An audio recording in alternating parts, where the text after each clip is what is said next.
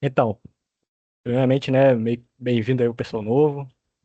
Vamos ter essa galera aí que se interessa pelo tema, né, que é algo que, assim, que eu venho nutrindo interesse desde que eu entrei na faculdade e hoje em dia a gente pode, né, ter um grupo para discutir algo, assim, muito importante para mim, particularmente, né, que eu gosto muito desses assuntos. E para a galera da psicologia isso que vai ser muito importante, tá? Vai fazer uma diferença enorme no decorrer da graduação. Isso é algo, assim, muito importante. É, Hoje vai ser meio que um. Hoje vai ser duas coisas, são duas coisas basicamente. Será uma apresentação do que é a linha filosófica que surgiu ali no início do século XVIII, XIX, no início do século XIX, e uma explicação ali digamos, entre aspas, o maior representante, que vai ser um filósofo chamado Sartre. Vai ser uma explicação dele com um dos principais livro dele, que é o Essencialismo Humanístico. E aí meio que eu juntei as duas coisas, né? E fiz um slide com uma inteligência artificial, que eu recomendo muito para quem é estudante, cara. Utilize o notebook LM, faz uma diferença bizarra. Então eu peguei as informações, joguei nela e montei o slide basicamente com ela. Bom, vamos começar, né?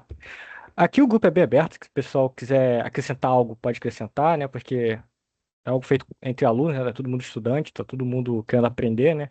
Então, se alguém souber algum detalhe importante ou eu dar uma escorregada aqui, pode falar à vontade, porque esse é o intuito, né? Todo mundo quer o conhecimento em conjunto.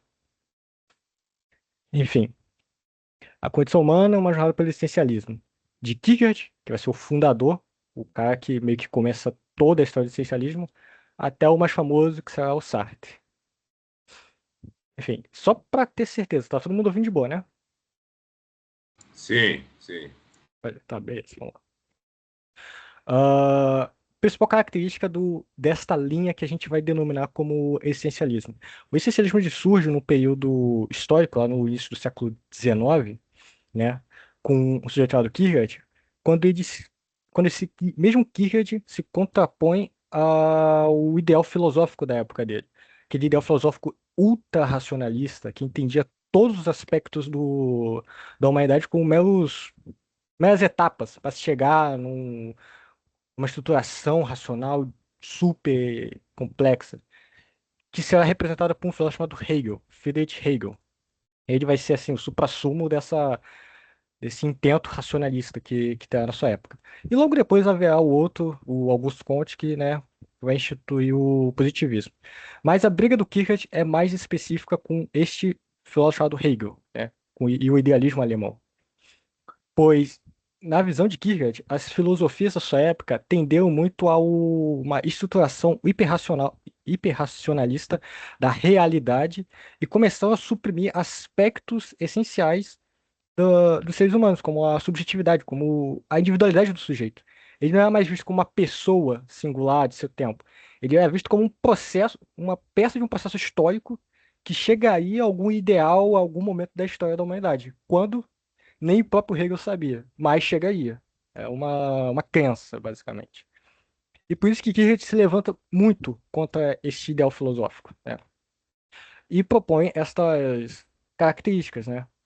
A filosofia abandona o racionalismo abstrato e sistemas fechados do passado, foco na vivência e o fim do destino, né? Não, o sujeito ele não é mais um mero resultado de condições, mero resultado de condições históricas e daquele tempo. Ele tem de uma característica mais específica, ele consegue ultrapassar meramente esses conceitos, né? O tempo e o local que ele vive. Ele consegue ver a ser mais. Ele tem essa possibilidade, né? E é isso que o Kierkegaard vai primar. Esse aqui vai ser um dos lemas do Sartre, que a gente vai ver um pouco mais detidamente mais à frente, mas também meio que se tornou uma característica dos existencialistas, né? A ideia de que primeiro você tem que passar a existir no mundo fático para poder se constituir. É aquilo que se chama de essência não vem conosco já antes, né, de algum plano anterior. Não, essa característica essencial do ser humano vai sendo construída, vai ser moldada, vai ser lapidada com o passar do tempo. É assim que o ser humano se constitui. Diferente dos objetos que a gente vê por aí. Os objetos, eles têm uma inversão. A gente, para eu captar a essência deles, a função deles, para que eles servirão, para depois dar-lhes existência. O ser humano é o contrário. A gente existe primeiro para depois ele se configurar em alguma coisa que seja melhor para nós, né? Por isso que tem essas definições. O ser humano primeiro surge, encontra-se no mundo, de forma gratuita, sem justificativa prévia. A gente é jogado aqui, né? Não é roteiro, manual de instrução ou natureza predeterminada. E somente através das nossas ações que a gente vai se definindo. Foi mal que eu tenho um gato aqui que ele gosta de chamar atenção. Enfim, aqui tem alguns pensadores que são mais famosos na linha. A gente tem o primeiro deles, que é o Kierkegaard, que é o precursor do século XIX, aquele que se levanta contra Hegel, e constitui isso que vai se chamar de existencialismo. A gente tem Friedrich Nietzsche, que é um dos, eu acho que o filósofo mais famoso que existe, quase todo mundo conhece, né? Ele também acaba entrando nessa característica do essencialismo pelas coisas que ele prega, né? Como uma valorização da individualidade, da potência, do vir a ser, e essa recusa a moralidades estabelecidas, né? Essa submissão a regras sociais que suprimam a sua capacidade de vir a ser, né? Albert Camus, que também vai seguir na mesma linha do Kierkegaard e do Nietzsche, como ele é mais posterior, ele acaba sendo influenciado muito pelos dois, né? Dando essa valorização da individualidade. Mas, como vocês podem ver, uma das características dos especialistas é justamente essa, a valorização da individualidade. É muito importante. E esta face pública está desta maneira porque é parte dele que o socialismo ele vai para tudo. Ele vê até rótulo de biscoito maisena, que é o Sartre, que a gente vai ver depois. É ele que Como transforma o assim? socialismo. Como assim? Como assim face pública? Um biscoito maisena? É uma analogia que eu fiz da brincadeira, porque a partir de Sartre, no século XX, to- o socialismo se torna muito grande. Ele pega todas as áreas. Quase todo mundo conhece. Isso está em todos os âmbitos. Por isso que é fácil. Ele que transforma, ele se torna o popstar da filosofia. Entende? Ele se torna o mais famoso, o mais visto, mais conhecido. E o essencialismo ele começa a participar de tudo. Seja filosofia, literatura, cinema, música. Até o senso comum começa a basear-se no essencialismo. Ou seja, ele abrange tudo que você pode imaginar. A gente vai ver um pouco mais depois quando chegar na parte do Sartre. Mas é por isso que. Mas só explicar. Por isso que ele ficou com essa face. Porque, pra você ter uma noção, quando o Sartre morreu, acho que foi em 80, a França praticamente parou. Todo mundo, assim. A França pôde funcionar uns 2 dias por causa dele. O enterro dele tinha gente pra caramba. É como se fosse um artista muito famoso que morreu. Tinha, acho que, eu não lembro o nome exato, mas tinha uma quantidade considerável de pessoas. Ele foi muito grande na linha. Ele chamou muito a atenção, digamos assim. Mas É, voltando lá. o Sartre teve gente até que se matou, né, depois que ele morreu. A gente até falou sobre isso do dia. Assim, E não pelo fato dele ter morrido, mas pelo fato, a morte é inerente à condição humana, mas pelo fato de não existir mais aquele filósofo, né, e símbolo do do nacionalismo existencialismo. francês. Olha que coisa interessante, do existencialismo nacional francês. O Sartre ele foi um tantinho fora da curva. Mas lá pro final do slide vai ter ali alguns exemplos da influência do Sartre. Tem até música de bloco de carnaval que se inspirou no essencialismo. Vocês têm noção? Mas, enfim. Começando agora pelo Kierkegaard, que é o pai de todos, né, digamos assim. Uma das características que eu mais acho interessante no Kierkegaard é que, para você ver, no existencialismo final do século XIX, início do século XX, ele vai ter muito uma forte influência pelo ateísmo. Sartre, ele é o representante maior do existencialismo ateu. Mas é muito engraçado reparar porque o Kierkegaard, que é o cara que começa tudo, ele começa instituindo o existencialismo cristão. O Kierkegaard é profundamente religioso. É algo assim, indissociável. Não existia Kierkegaard sem religião. E ele trabalha os conceitos de individualidade, subjetividade dentro da religião.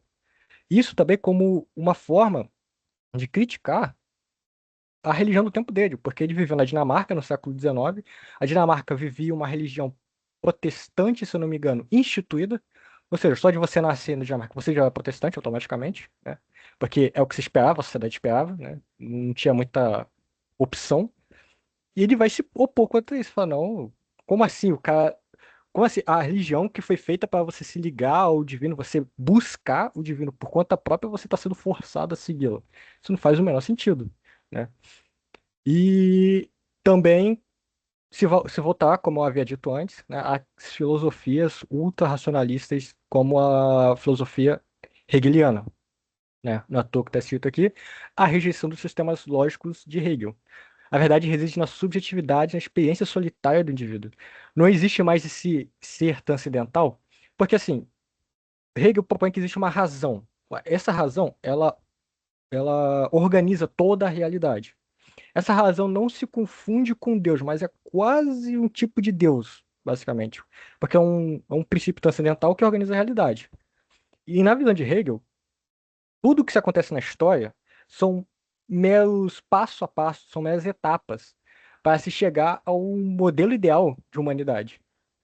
E então, a vida subjetiva e individual, ela não é nada, basicamente, comparada ao sistema maior. Os pedacinhos não importam. E o que a gente vai se opor contra isso. Porque cada pedacinho é o que na realidade importa. Só importa a vivência individual. Aquilo que o sujeito faz de si, como ele se constitui, como ele vive.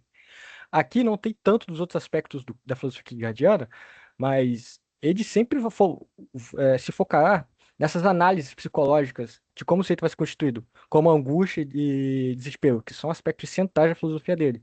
Que a gente vai, evidentemente, se aprofundar em algum outro momento, né? Quando chegar um dia focado em Pickett, a gente verá isso. Mas são coisas importantes para ele. Agora, essas coisas que estão aqui, estético, ético e religioso, são três categorias de existência que o Kierkegaard meio que elaborou para explicar o funcionamento de algumas maneiras de existência, basicamente. O Kierkegaard nunca sistematizou isso. Não é tão certinho como está aqui, é uma escadinha, um, dois, três, né? Ele criou obras que explicavam esses conceitos, o que é uma existência estética, o que é uma existência ética, o que é uma existência religiosa, né? Mas isso ficou meio solto na obra dele.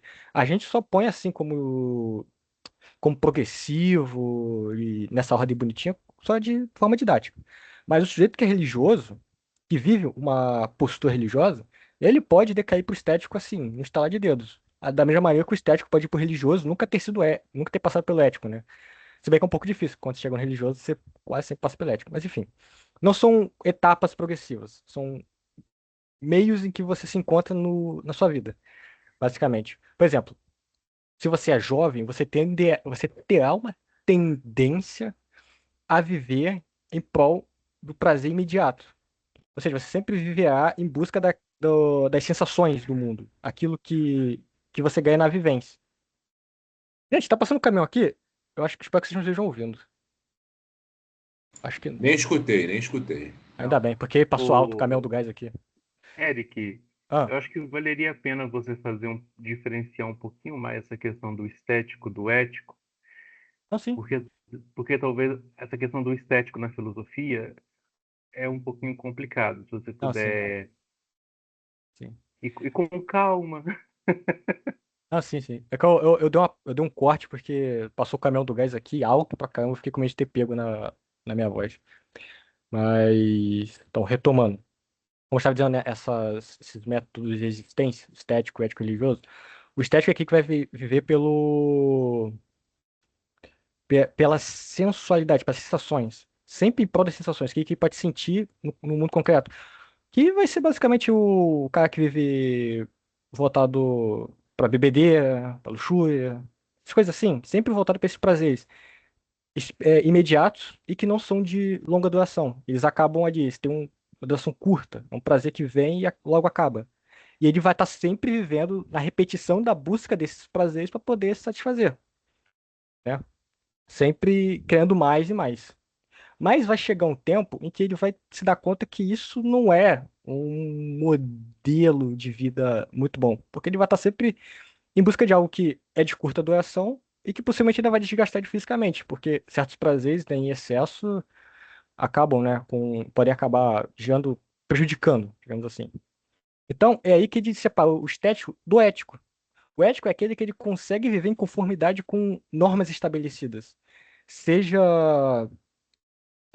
pela sociedade ou às vezes até por ele mesmo. Ele consegue ter um discernimento maior. Ele faz aquilo que tem que ser feito, basicamente. Ele consegue seguir mais as leis e viver em conformidade com elas, basicamente. Então, o ético, ele tá um passo à frente do estético, porque o estético está sempre numa repetição desesperada de conseguir aquele mesmo prazer. O ético, não tanto. Não é o prazer que conta. É o seguir o dever. É o senso moral que ele tem de seguir, continuar vivendo. E o religioso é quando a ética falha. Porque a ética, ela pressupõe que você viva em conformidade com valores estabelecidos, seja pela sociedade ou pelas instituições que você vive, ou até mesmo por você. Mas chega um ponto que esses valores, eles não conseguem dar conta de responder questões da sua vida. Há coisas que transcendem a razoabilidade ou a lógica. E a ética não abarca. Não tem como você conseguir decidir só pelo pensamento racional. E aí que entra o religioso. Porque o religioso ele consegue seguir deixando de lado essa razão, essa lógica. Ele só segue, ele só acredita. Só vai pela crença. O maior exemplo de modelo de vivência religiosa para Kierkegaard vai ser Abraão. Acho que é Abraão. Quando Deus ordena que Abraão mate Isaac, que é o filho dele. Logicamente, aquilo ali é, é algo assim abominável. O pai matar o filho. É abominável. A razão não permitiria que Isaac, quer dizer, que Abraão consumasse aquele fato. Mas não se tratava de pensar logicamente. A regra era clara. Deus mandou Abraão, o próprio Deus de Abraão mandou ele matar o filho. E ele obedeceu. Ele foi matar Isaac. É claro que na história depois, né, conta que Abraão, né, foi impedido, né, meio que um teste e tal. Ele ia matar Isaac, mas na hora de matar Isaac, acho que foi Miguel que chegou e falou, não, você não precisa fazer isso. Mas para que isso é um exemplo de como que quando a razão falha, às vezes o que falta, às vezes o que resta é acreditar e fazer, ter essa crença para seguir em frente. É o mais exemplo aqui. Bom, é isso aí. Agora a gente vai passar pro próximo, que é Nietzsche. Que Nietzsche ele entra em todas as filosofias do século XIX praticamente. Ele está em todo canto, tá no existencialismo, tá no pós-estruturalismo, tá no estruturalismo, tá em todos os cantos basicamente. Mas se detendo ao Nietzsche existencialista. O Nietzsche, ele, ele é o que fará uma análise do período dele, né, século XIX, ele é da metade do século XIX, e que ele mostra que, assim, a, a sociedade, ela se tornou um organismo que suprime as possibilidades do sujeito se desenvolver. Ela meio que casta o sujeito, ela tira as potências dele. Ele se torna uma massa completamente descaracterizada, vivendo no meio de outro monte de massa. É uma aglutinada de pessoas que não são nada, basicamente, né?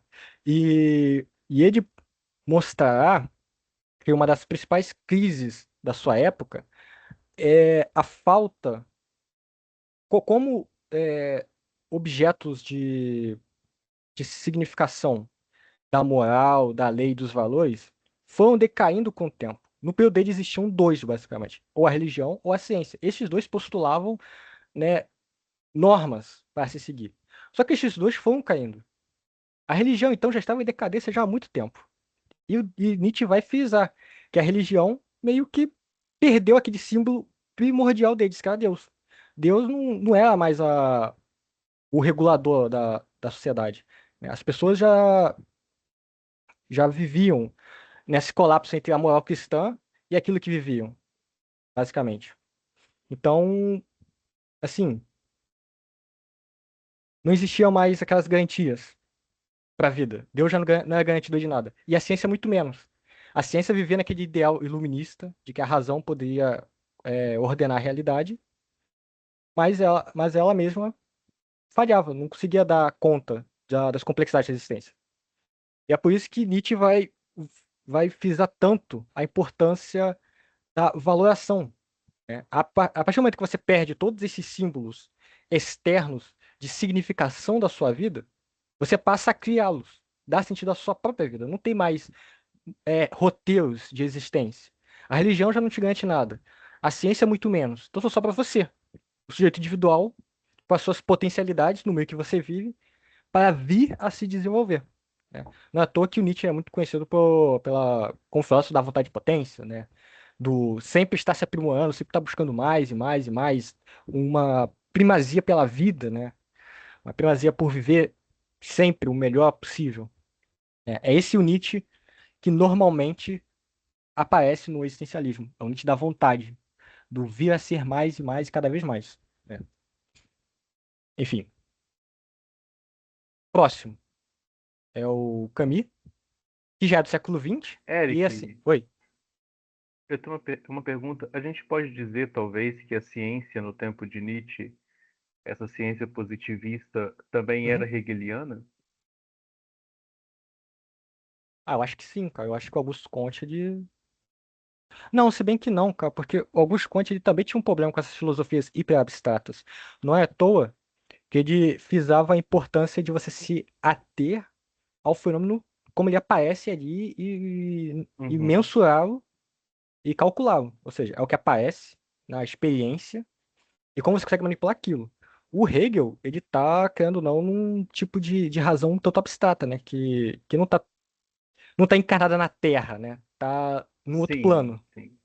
Algo que exclui a subjetividade e experiência humana. Por Sim. isso que eu falei de ser hegeliano, porque a ciência e a moral religiosa do tempo do Nietzsche fazia exatamente isso. Então, tira a sua experiência, né? Foi só um insight que veio de talvez colocá-lo assim. Não, sim, Mas eu não sei. mas pode ser, porque mesmo Kierkegaard, que era totalmente contrário ao Hegel, ainda não seria Kierkegaard se não tivesse o Hegel. Às vezes o Kant é a Sim, mesma coisa. Se não sim. houvesse Kant, Fichte, Schelling, Hegel, ele não seria o Kant. Então, e pode ter sido influenciado. Mesmo que tentando criticar, ainda pode ser influenciado, né?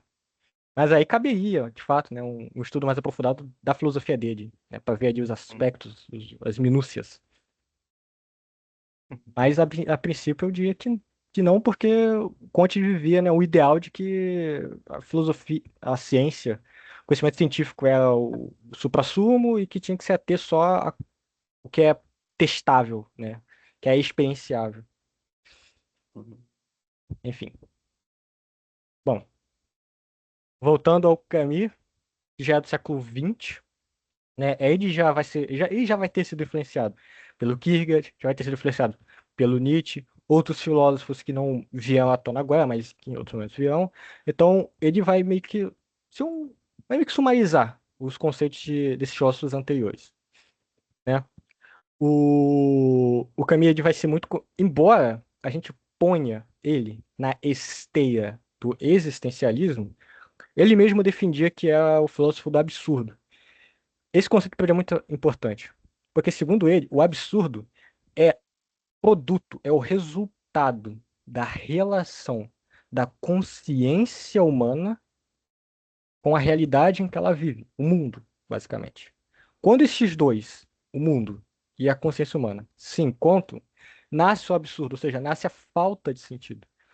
Porque o humano, o ser humano, a consciência humana, ela sempre necessita de sentido. Ela sempre reduz tudo o que há no mundo e na realidade às categorias humanas para dar sentido a ela.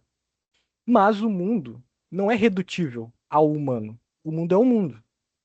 Então, nasce esse conflito da tentativa humana de dar significado a tudo que ela vê e experiencia, e o mundo que não está nem aí para essas categorias humanas. O mundo é o mundo. Pronto. Pode ter sentido, pode não ter. A- E é por isso que nasce esse absurdo, a falta de significado objetivo. Não há significado objetivo no mundo. Só há o sujeito individual com a vida dele tentando ao ir significado de algo que não dá pra ele. Não sei se ficou meio confuso, peço desculpa, mas basicamente é isso. O mundo não tá nem aí pra você e você tá tentando extrair significado dele. E é aí que vai nascer esse conflito, né? Tanto que pôs-se aqui o conflito incontornável entre a busca humana por sentido e o silêncio irracional do universo. E o Camus já vai dar uma alternativa, né? Um pouco depois do mito de Sísifo, que é o seu principal livro, ele vai dar que o, a, faltou o termo agora, a forma de resolver isso vai ser através da revolta. A revolta não é revolta revolucionária, sair, sei lá, instaurar regime, não, nada disso. A revolta é a capacidade que o sujeito tem de, mesmo vivendo uma vida sem sentido, no mundo que não deve nada a ele, ele ainda assim escolhe viver. Viver já é um ato de revolta. Escolher viver, escolher todos os dias pela vida já é um ato de revolta e é isso que importa no final. Não se trata tanto de ter, de fato, objetivamente, estes roteiros estabelecidos para se ver. É você mesmo o ator principal. Não é à toa, como eu disse, vai se assemelhar um pouco ao Nietzsche e até o Kierkegaard, né? E ele também é um filósofo que eternizou, assim, isso aqui acho que é o slogan principal do Camus, que é é preciso imaginar Sísifo feliz. Por quê?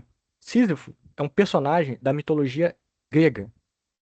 Sísifo foi condenado pelos deuses a rolar uma pedra debaixo da montanha até o topo, e todo dia que ele chega ao topo da montanha com a pesada pedra, essa pedra retorna ao início, todos os dias.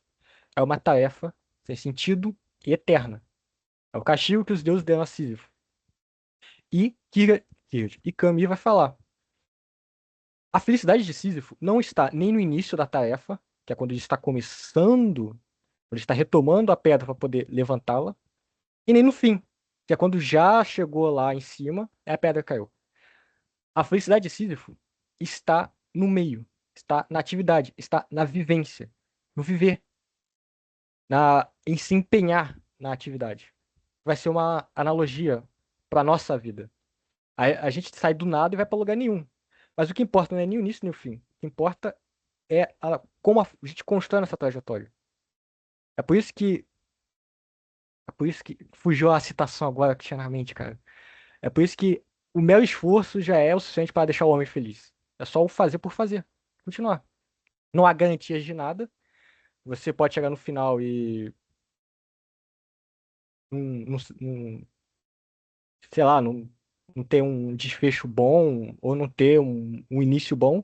Mas ali naquele meio, enquanto a sua vida ocorre, é ali que você tem as capacidades para se desenvolver, para vir a ser, para ter uma vida plena. Apesar do esforço de carregar essa pedra, você consegue ser feliz nesta tarefa. É isso que importa, né? E agora o mais famoso, né, a gente citou lá no início, que vai ser a face pública, que é o Sartre. Por quê? Porque o Sartre ele se tornou um popstar, basicamente. Ele se tornou uma figura pop da filosofia. Eu acho que o Sartre ele foi um dos únicos a conseguir este feito, porque não é muito comum filósofos serem tão conhecidos fora assim do meio intelectual, do meio acadêmico. O Sartre qualquer pessoa conhecia, cara. Qualquer pessoa mesmo, eu acho.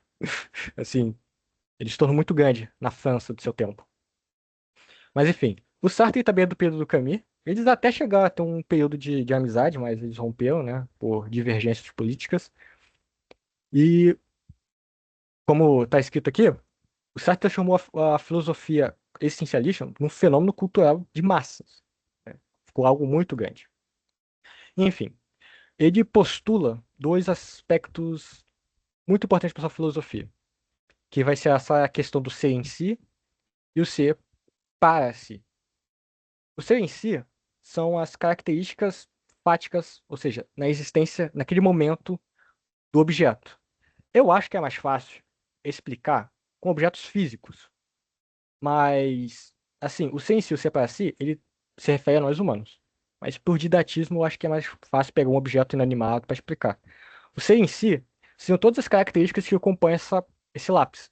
Ou seja, as dimensões, a cor, a textura. Isso seria o ser em si. Ele é parado. Ele não sofre. Não é que ele não sofre tantas alterações, mas a princípio ele é uma única coisa.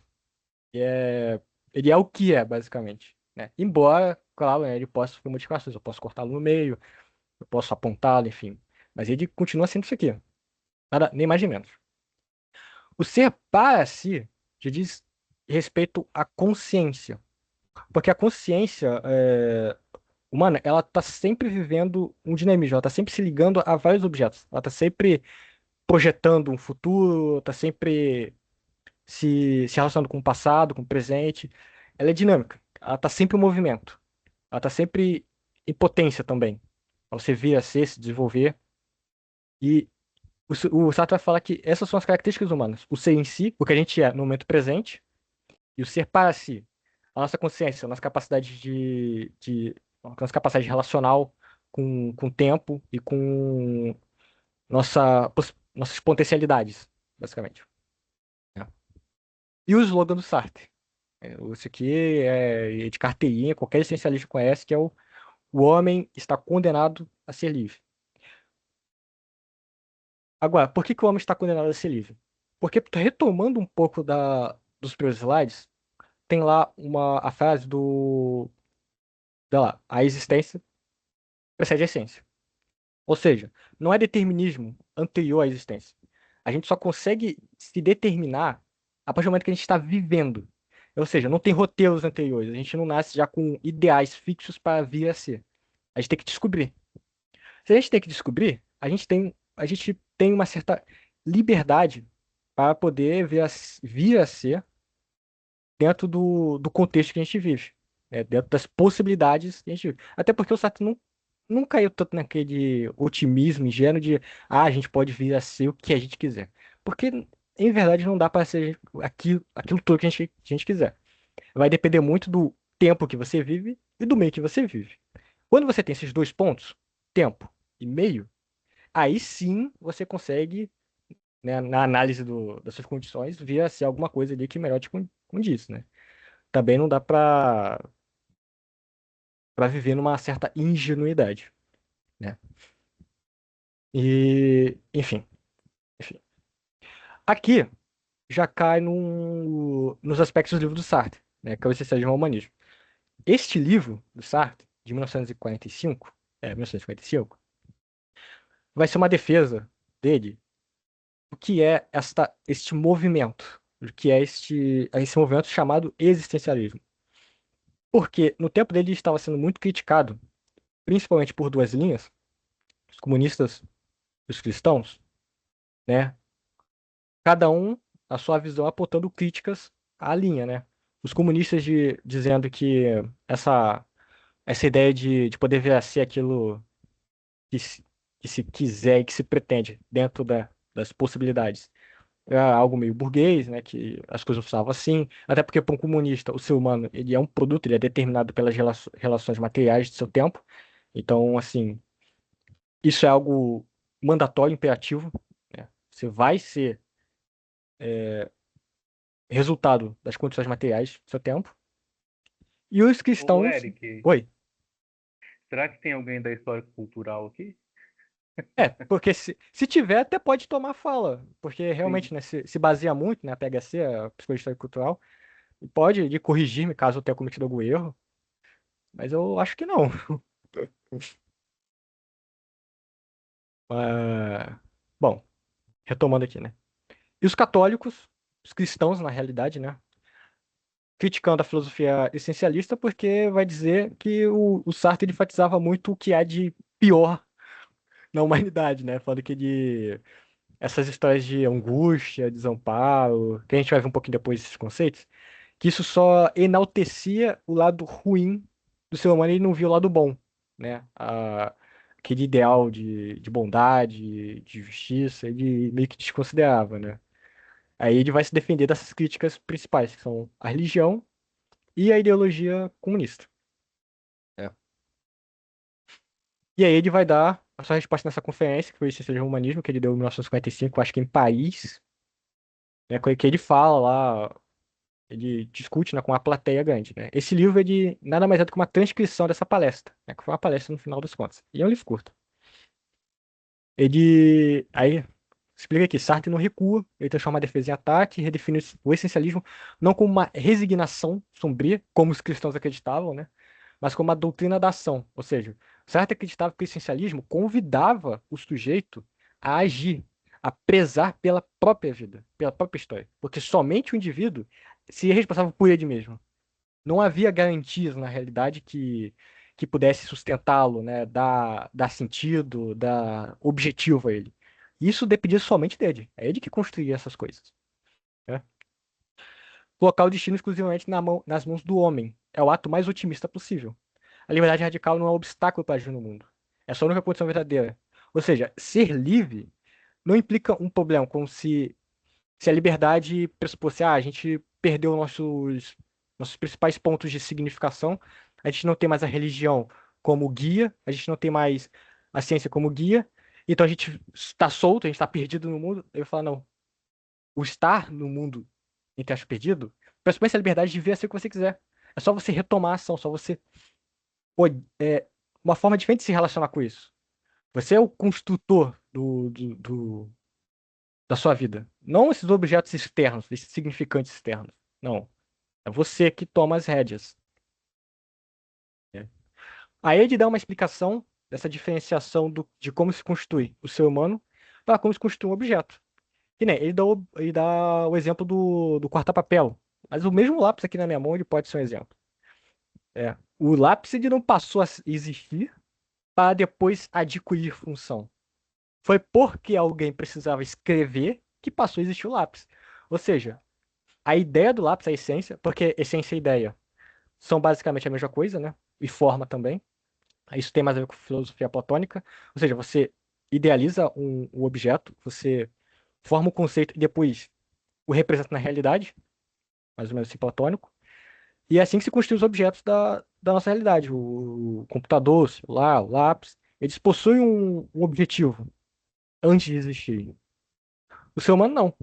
O ser humano ele só existe. E o objetivo ele vai adquirindo com o tempo de vida, naquilo que melhor concerne a ele. Ele que vai se fazendo na nossa existência. Não há roteiros, como havia dito antes.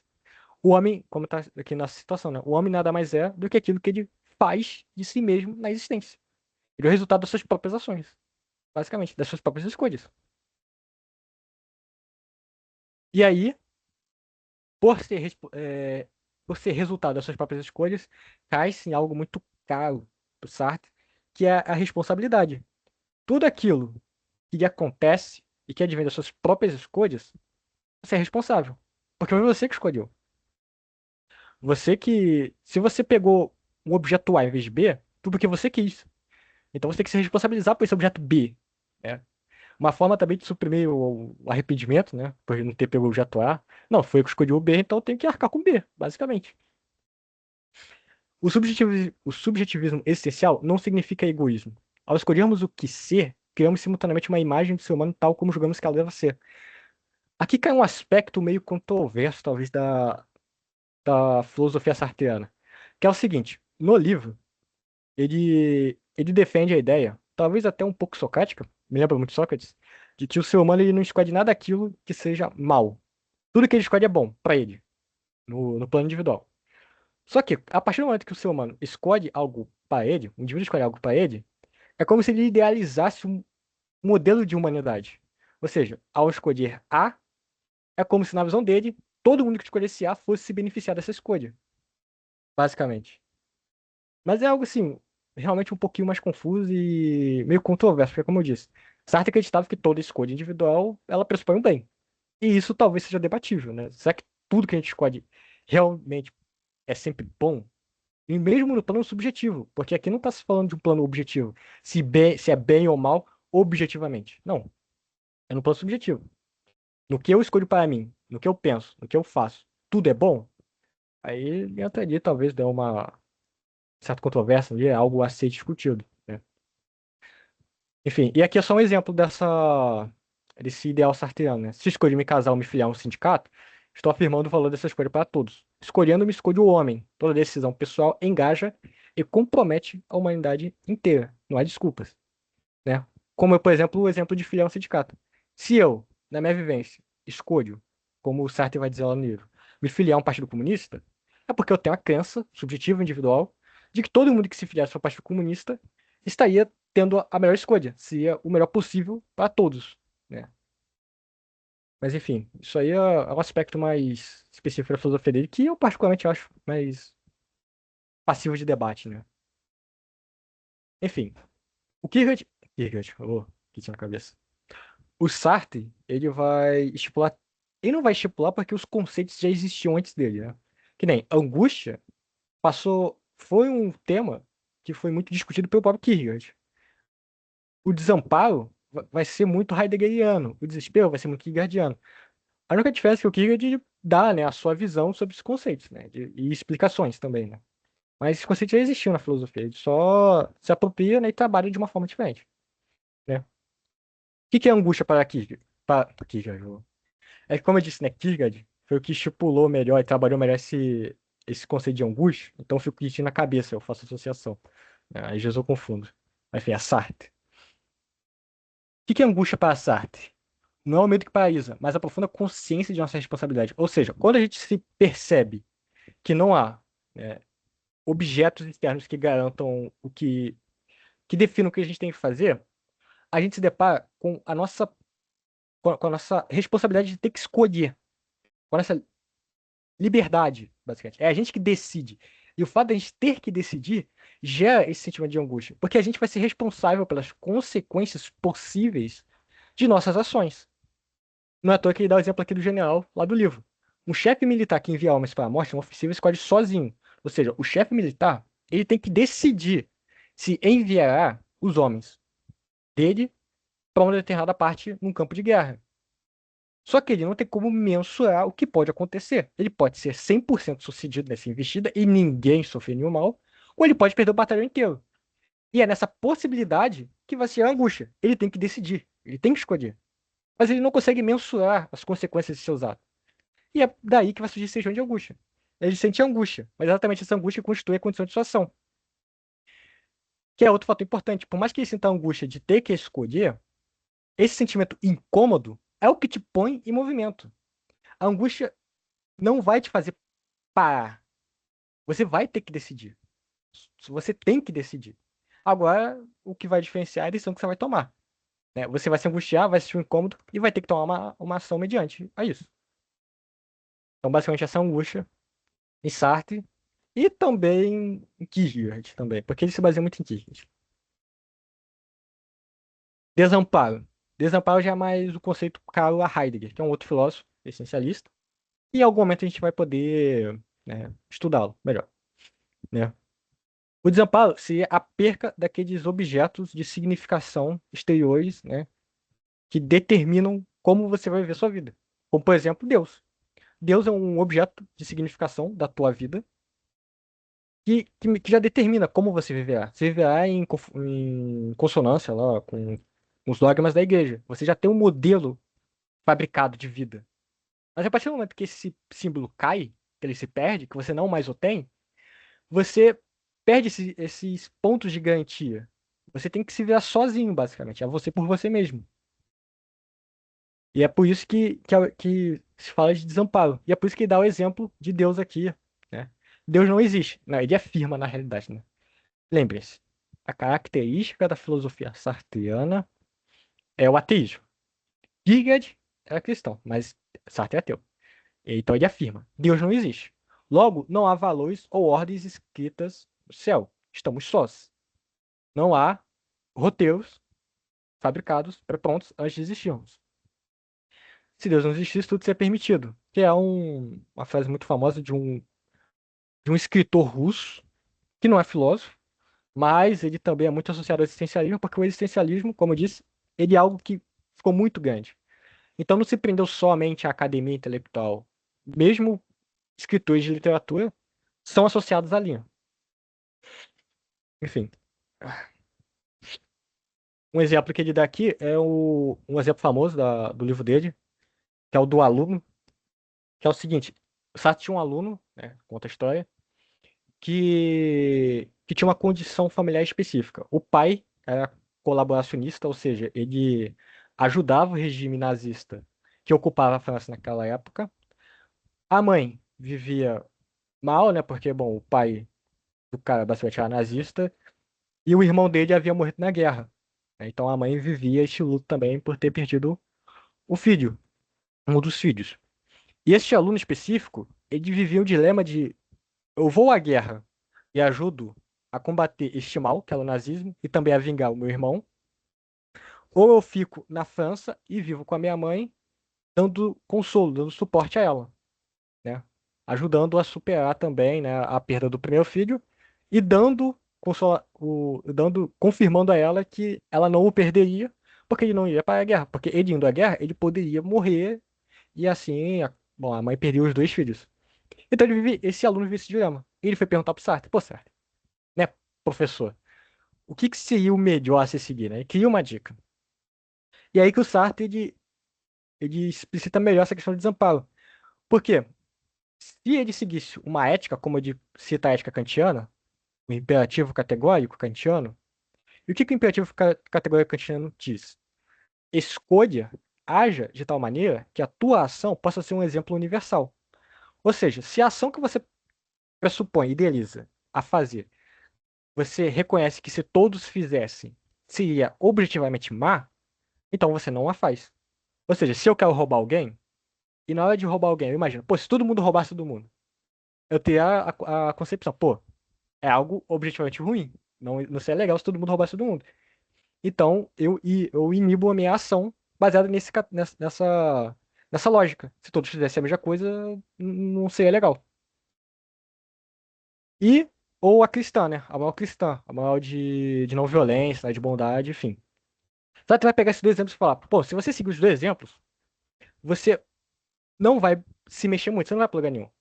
Porque o Kant, ele pressupunha, a humanidade não é o meio, ela é o fim em si. Então, você tem que agir de maneira a propiciar o melhor, né, o melhor da humanidade no geral, né? O bem é a humanidade. E ir para a guerra, se você pensar, pô, ir para a guerra, você não está usando a humanidade como um bem, você está usando como um meio. Porque a finalidade dele vai ser no aspecto individual, vai ser a mãe ou a vingança. Não vai ser a humanidade. A humanidade vale mais do que os aspectos individuais. Então, não vale, né? Porque se ele fosse, estaria favorecendo um desses polos pequenos, né? Sacrificando, digamos assim, a humanidade. E a cristã também não resolvia muita coisa, porque ele vivia na resignação. Ele poderia viver arrependido, angustiado, por ter se resignado e viver uma vida infeliz, basicamente. O que resta? Resta ele tendo que se virar, basicamente. Não há é, modelos externos que possam dar garantia do que ele tem que fazer. Somente ele tem que decidir o que fazer. Entende? Essas lógicas que a gente cria e impõe às outras pessoas não funcionam para as outras pessoas a não ser para você mesmo. É tudo no plano, digamos, individual, basicamente. Você se responsabiliza pelas suas próprias ações. É por isso que fala, ele precisa inventar seu próprio caminho. É somente ele que vai decidir se ir à guerra é melhor ou se ficar com a mãe é melhor. Isso é algo dele. Não tem. Kant nunca escreveu a situação, o menino que é pra guerra e ou fica em casa ou vai pra guerra. O Kant nunca escreveu isso. Ele que vai ter que inventar, basicamente. E o desespero. O desespero aqui, ele é bem diferente do conceito original do Kierkegaard, né? E, assim, agir sem falsas ilusões, devemos contar apenas com o que depende da nossa vontade e do conjunto de probabilidades ao nosso redor. Né? Como contar que o trem não irá descarrilhar. Isso aqui é um exemplo do livro para ilustrar. Assim, não adianta nada eu aqui em casa, no meu computador, desejar muito fortemente que o trem que passa logo ali não vai descarrilhar, porque assim, não vai me gerar, não vai me gerar impacto. Não é como se ele estivesse relacionado a mim. O trem é o trem lá e eu aqui. Então, são coisas que não se conversam. Ou seja, eu foco apenas no que faz sentido para mim, no meio em que vivo, de acordo com a minha vontade. O trem é algo muito fora do meu meio, né? Por mais que ele abra caminho, ele não seria tão impactante assim. Não sei se deu para compreender direito essa parte, porque ela realmente é, enfim, mais complicadinha. Agir sem esperança e intervenções mágicas. Ou seja, não é contar com a boa vontade do universo, basicamente. Tá? Tá. Enfim, esse é o último slide. Qual é o resultado de toda essa investigação sartreana? De que esse existencialismo que ele propõe, no fundo, ele é um tipo de humanismo, porque ele preza por características positivas do humano, a possibilidade de vir a ser, a responsabilidade que ele tem sobre as suas ações, a liberdade de poder vir a escolher aquilo que ele quer. É um tipo de humanismo, porque preza por todo o gênero humano. Todos têm essas de características que constituem, né? A liberdade, a responsabilidade, a angústia, o desamparo, o desespero. E como lidar com isso, de certa forma, né? Como você ter uma vida mais autêntica também e baseada nesses princípios. Principalmente no princípio mor, que é o mais importante para o Sartre, que é essa questão da liberdade, né? Esse que é o existencialismo sartreano. Mas como a gente vai vendo mais pra frente, existem outros tipos de existencialismo. Eu já falei de alguns aqui. Tem o do Nietzsche, tem o de Nietzsche, tem o de Kierkegaard, tem o de Camus, cada um é de com suas especificidades, né? Mas meio que todos acabam concordando num pequeno aspecto, essa liberdade de você se constituir como tal, como você consegue no seu tempo histórico, no seu meio, e vir a ser aquilo que melhor condiz a você, né? Como ele termina aqui, o essencialismo nunca foi sobre quietismo ou pessimismo, que eram as características que o comunismo e o cristianismo imputavam ao Sartre, né? A gente não nasce nem herói nem covarde, que é um exemplo que ele dá. A gente se constitui como herói, como covarde. É na ação, é no fazer, é no viver. É a dura, porém libertadora afirmação de que somos o nosso próprio projeto. A filosofia que devolve o ser humano a posse negociável e agora é sobre o seu próprio destino. É ele que toma as rédeas da sua própria história. E bom, é isso. Eu espero que tenha dado aí pra compreender. O slide acabou. Depois eu vou mandar lá no grupo, né? Esse slide, o texto base e o vídeo base também, que eu usei para poder fazer esse vídeo. Quer dizer, esse vídeo para poder fazer esse slide. Vou mandar no grupo.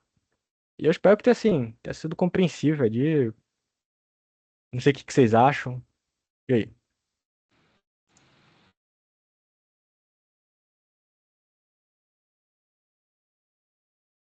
Eu achei suas falas muito inteligentes e, por incrível que pareça, eu não sei muito sobre o assunto e vim aqui aprender mais. Você ensinou belamente. Caramba, caramba. Valeu, valeu. Mas você já tem algum contato com filosofia? Apenas por Platão, Aristóteles e um pouco de Nietzsche. Um pouco de Nietzsche, pouca coisa. Ah, mas já começou bem, pô. Começou pelos clássicos, é sempre importante. Sempre começar pelos clássicos é o mais importante. Isso já vai te dar uma boa base. Então, se alguém quiser comentar algo, momento só abrir e falar. Se não, a gente se encontra semana que vem. Isso aqui tá gravado, eu vou postar. Eu vou mandar o link lá no grupo depois, tá certo? As fontes também, slide. É isso, certo? Mas, em resumo, o que é o humanismo existencial, enfim, o existencial? Que é dividido em Albert Camus, como você disse, o positivista. Não, Que foi o precursor com. não, só detalhe. O Albert Camus, ele não é do positivismo. Positivismo é Auguste Comte, que é um filósofo que a gente só citou aqui, que é de uma outra linha, mas é do mesmo período histórico. É do século XIX, Auguste Comte. O Camus, esse Camus, ele é do absurdismo e essencialismo. O absurdismo é uma vertente do essencialismo, tá de próximo, né? E você perguntou, o humanismo. Primeiro, o humanismo ele é um conceito que surge no Renascimento, lá no século XV. E ele propunha que o ser humano ele seria dotado de características boas, né, positivas, e tinha um imaginário metafísico de ser humano. Ou seja, todo mundo que é humano vai seguir esses ideais de desenvolvimento, basicamente. De que é bom, a natureza do ser humano é boa, ele tem possibilidade de vir a ser hiperracional, inteligente, enfim, são as características que os renascentistas propuseram. O Sartre, ele se apropria um pouco do termo e põe nesse termo humanismo as características essencialistas, né? Que são a questão da liberdade, ou seja, todo mundo que é do gênero humano, ele terá essa liberdade inerente de poder se constituir da maneira que lhe for possível no seu tempo histórico e material, né? Essas duas coisas são indissociáveis, né? Você só pode ser aquilo que lhe for possível, né? Que você tiver a possibilidade de vir a ser. dentro das suas condições relacionadas ali, materiais históricos, praticamente. E é por isso que ele utiliza o termo humanismo, né, para mostrar a amplitude, o como que isso vai abarcar todo o gênero humano. A questão da liberdade, da responsabilidade, da angústia, do desamparo, do desespero, são coisas inerentes. Todo ser humano vai passar por isso, né? Sim, pode falar. Isso tem a ver com Carl Rogers, da pirâmide de Maslow? Sim, tem um pouco, porque assim, os humanistas, os psicólogos humanistas, eles vão se basear né, nessa mistura de filosofias, né? A gente falou de filosofia existencial, mas também vai entrar no meio filosofia fenomenológica, vai entrar também algumas correntes psicológicas, como a psicanálise, o behaviorismo, vai entrar tudo. O Roger e o Maslow, eles são um, um, um amontoado de teorias que surgiu no século XIX, basicamente. Então, eles acabam falando de muita coisa, mesmo que eles não foquem especificamente, estão falando de tudo, basicamente. Eles são resultado dessa influência cultural. Porque o Roger e o Maslow eles são americanos. Essas filosofias que a gente fala, das quais falamos, elas são europeias. Então, quando essa cultura europeia passa a vir fortemente para a América, eles acabam assim, misturando tudo e acabam sendo influenciados por tudo mesmo. Mas tem influência, assim, no Maslow e no Roger. Mas o Maslow e o Roger, eles também vão partir daquele conceito quase que do renascimento lá, de humanismo, né? De que o ser humano é dotado de qualidades positivas, né? De que ele sempre vai se desenvolver, sempre vai ser o melhor possível, né? Eles têm uma natureza muito idealizada, basicamente, né? Que basta perseverança, basta esperança, que todo mundo vai triunfar, vai ter uma vida bela e feliz, e que isso, no mínimo, é questionável, basicamente. Concordo. Minha câmera travou. Mas deu pra compreender? Sim, sim, sim. É Você, porque diz, você tá em que período? eu estou no segundo. Estou no Segunda, segundo. assim. É porque esse tipo de coisa você vai ver. Vai demorar um pouquinho ainda, né? Lá no sétimo você vai ver isso com a Paula também. Essa questão dos humanistas. São três polos. Tem os fenomenológicos, tem os existencialistas e tem os humanistas. Os humanistas são o resultado dos outros dois, Não, o basicamente. humanista veio primeiro desses dois, ou não? Não, o humanismo que eu me refiro é o humanismo na psicologia. Então, a terceira força, ela veio como. Veio antes disso, não veio ou não? Não, não. O humanismo ele veio no meados do século XX, lá para 50 e 60. A fenomenologia, ela nasce no século XIX, que é no século anterior, né? Junto com o essencialismo. Entende? Entendo, entendo, entendo. É porque ainda está muito pouco fresco na minha mente. Ah, sim, sim. É que o humanismo, ele, como você vê, ele tem tanto na psicologia quanto na filosofia, né? E na filosofia o humanismo é muito mais antigo, é do Renascimento, do século XV. Então às vezes pode ter um pouco de confusão. Aí tem que determinar bem se é Sim, sim. filosofia ou se é psicologia. Na psicologia é mais recente, na filosofia é mais antigo. É porque dizem que a humanista é a terceira força, logo eu me baseei de que ela veio primeiro, digamos assim, do que a fenomenologia e a existencialista. Assim, sim. Mas, Mas mas não no caso, foi. mas no caso. Aí, mas nesse caso não é. Ela é bem posterior. Um resultado, né? Sim, É uma química cultural que surgiu. sim, sim. É isso. Mais uma coisa?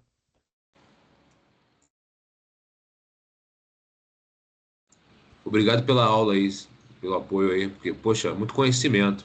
Assim. Inclusive, aproveitar que vocês já estão aqui, o intuito também que é que não fique só sentado em mim, né? Vão haver encontros, né? Que, por exemplo, você, Eduardo, pode pegar uma coisa e apresentar. A gente, né? Estipula de um texto, um pedaço, você lê, dá uma estudada e apresenta, entende? Pra ficar bem dinâmico, todo mundo poder participar. Então, entende? Acho que vai ser legal assim. Oi, oi, oi. Oi, Guilherme. O Igor mandou uma mensagem no chat perguntando se você tem alguma recomendação de livro. Tem perfeitamente. Eu vou mandar um vídeo lá no grupo, que é de um professor que eu admiro muito, ele é brasileiro. Ele tem um vídeo só sobre existencialismo. Ele vai falar de dois autores específicos, né? Que é o Kierkegaard e o Nietzsche. que são assim um dos precursores, digamos assim, né? Então eu vou mandar no grupo. É muito bom, tem só 17 minutos, então compensa muito ver e se inscrever no canal dele, cara. O canal desse professor é maravilhoso. Eu vou mandar no grupo. Livro, qualquer livro de história da filosofia já é o suficiente, né? Eu vou mandar lá no grupo alguns que eu conheço. Tem até na faculdade, né? Eu suponho que a maioria aqui, o Igor, o Eduardo, eu tenho certeza. Não sei se a Gabriele, mas talvez eu acho. Vocês são alunos de psicologia da universidade, não são? Sim, eu Então, sou. lá tem livros de história da filosofia muito bom, cara. Muito bons, muito bons. Eu recomendo fortemente. História da filosofia. Que já dá um panorama, né? Além de vocês chegarem. Marianne Schauer, Schauer, Então, esse? A Mariana Chauí, ela também é muito bom, mas ela não lida com história da filosofia. Ela lida com a história dos conceitos da filosofia. Então ela não vai falar, Platão, Sócrates, cristãos, modernos, não. Ela vai falar o desenvolvimento do conceito de razão, de lógica, de episteme. Então ela vai pegar esses blocos importantes para a filosofia e vai explicar, e aí ela vai usar os filósofos que melhor discutem esses temas. Agora, história da filosofia é você pegar desde o nascimento, lá no século VIII, com Tales de Mileto, e ir passando nas eras de desenvolvimento com cada pensador de sua época, que é muito mais abrangente, muito mais amplo. E eu recomendo sempre, porque vocês pegam muita coisa, vocês acabam vendo muita coisa, e já dá uma base muito legal. Vocês não ficam tão deslocados de. É realmente muito bom, compensa muito. História da filosofia. Eu vou mandar no grupo lá os livros que eu conheço, que são bons e eu recomendo. Tem Já? um do Danilo Marcondes, que é muito bom. Sim, calma aí, calma aí. Ó,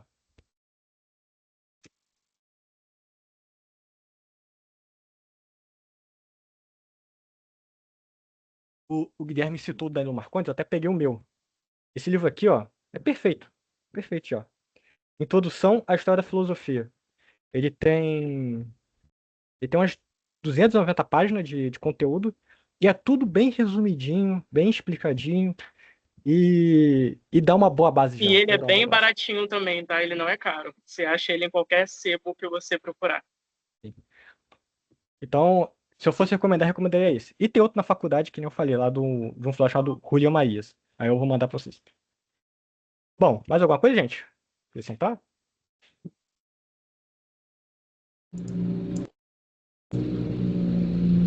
Eu acho que não. Tranquilo. Então eu vou finalizar aqui. Eu agradeço muito que vocês tenham vindo, tá? Pô, muito legal ver que teve uma galera que se interessou, que curtiu, né? Tentem, né, na medida do possível, motivar os colegas de classe, né? Às vezes o pessoal da faculdade tá tipo, será que eu vou, será que eu não vou? Dá uma puxadinha lá, fala, entra lá no grupo lá, pô, está filosofia, pô, legal, é bacana. E é isso, semana que a gente tem outro encontro. E é isso, eu vou parar aqui a gravação e vou fechar a sala. Certo, gente? Abraço para todo mundo aí.